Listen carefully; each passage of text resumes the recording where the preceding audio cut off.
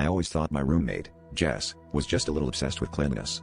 Her side of the dorm was museum perfect, bed creased, books alphabetized, not a sock out of place.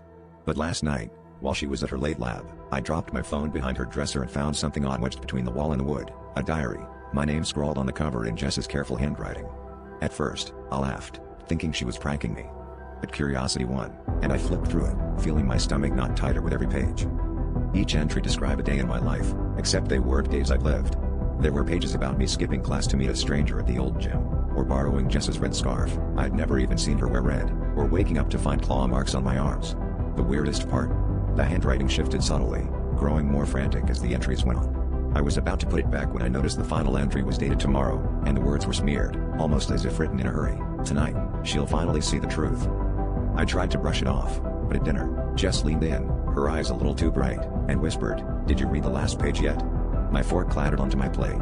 She grinned, her smile too wide, and for a moment, her hands trembled. "You should.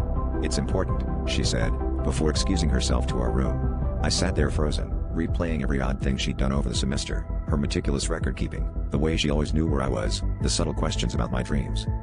Back in our dorm, the atmosphere felt wrong, like the air was holding its breath. Jess sat cross-legged on her bed, diary in her lap, motioning for me to come closer. As I reached for the book, she whispered, "We have to finish your story." Suddenly, the room spun, and I realized the final entry wasn't about something I'd do tomorrow, it was a detailed account of what was happening right now, down to the words I was about to say.